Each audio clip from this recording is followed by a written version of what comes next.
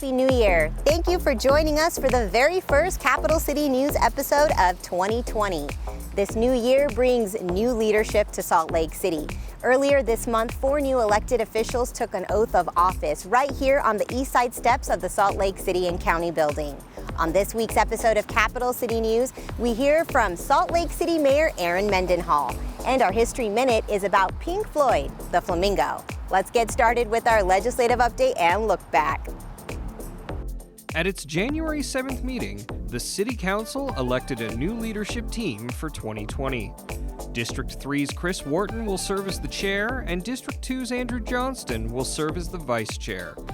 They also interviewed and approved Catherine Lewis as the new city attorney.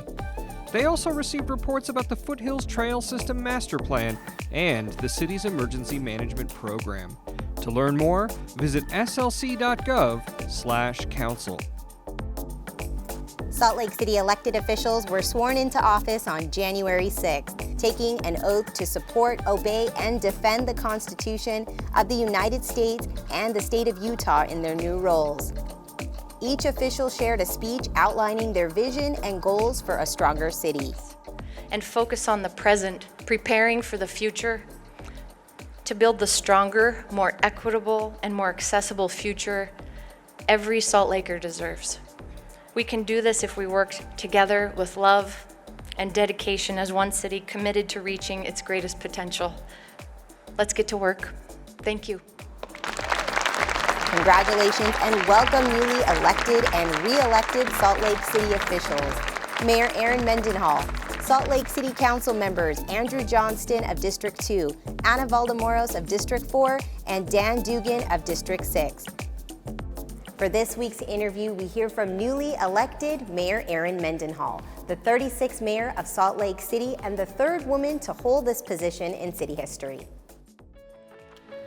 I'm Erin Mendenhall, the new mayor of Salt Lake City, former city councilwoman for District 5. I'm a resident of the 9th and 9th neighborhood where I've lived most of the last 21 years. I'm mom to 3 awesome kids, and my husband Kyle and I like to camp and ride bikes, go to the park with our kids, have friends over, and play in our backyard. When anyone runs for office the first time, you come up with a few things that are your priorities and you put them on your postcard and you knock doors and talk about it. And then if you're lucky enough to be elected, you find out pretty quickly that that list of 5 or 6 items grows to about 170 items in your first week, especially in the capital city where we face so many opportunities, challenges, issues. And you've got to become a quasi-expert. And if you're good, you try to run the ball on as many of those issues as you can as the opportunities arise and you make opportunities happen. That's the work I've been doing over the last 6 years. So whether it's $21 million put together for affordable housing or figuring out how we're going to implement our transit master plan, and today we have those circulator buses on the ground, figuring out how to address homeless services through partnerships, not just through Salt Lake City's efforts. This is the work that I love, that I'm passionate about. And relationships are at the key of it. So there's chemistry, to the work that you do. There's chemistry to relationships and politics. I feel really at home doing this work for the city that I love and for the people I want to serve.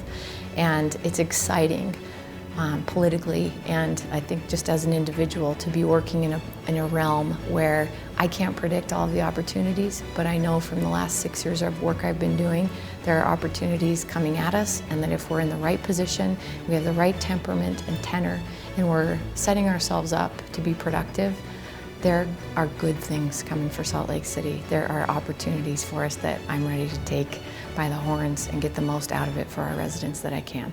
I came to Salt Lake City to go to school and to be a part of the creatives community that is around our city, and definitely around 9th and 9th, where I landed at the age of 17, just about to turn 18. And going through school, going through all my first jobs and coming to be an advocate and an activist around environmental issues led me into nonprofit work. I started a nonprofit with some other wonderful people in the community around air quality, and ended up doing political work to advance air quality as a major issue, really, not just an initiative here in the state. And at that point, I realized how much work I could get done in city government.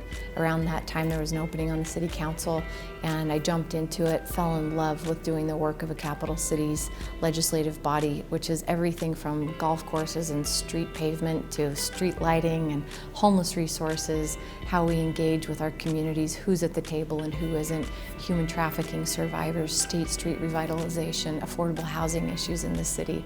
I'm passionate about it, and every year I love the work more. So 6 years in, I decided to run for mayor. Here I am today, our 36th mayor, and coming from the community, still being such a passionate advocate for our neighborhoods and the diverse neighborhoods that they are, I really invite our residents to be a part of this with me. Be a community member by participating in the city that we're about to build together. What we're about to begin is an ambitious undertaking of making Salt Lake City better for every resident here. And in order for us to fulfill that, we need to hear from the community that we're building for. I want to hear from you. Please sign up for the newsletter. Come and visit us at the library office hours that we're going to continue to hold. Participate, send me an email. Talk to us about what that means to you, what kind of barriers there have been for you accessing city services, making your neighborhood a better place.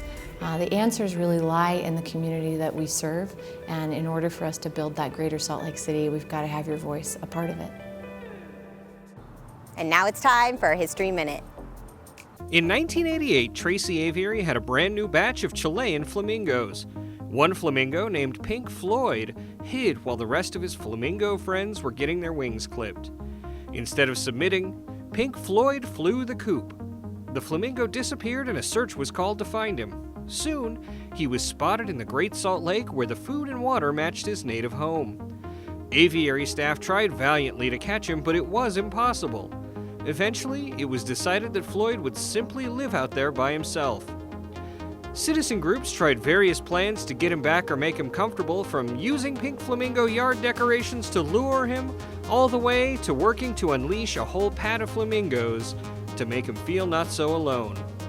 None of it ever panned out, though, and Floyd spent the rest of his days there. In the summer, he would fly north to Montana with packs of gulls or swans, and in the winter, he would arrive again at the Great Salt Lake.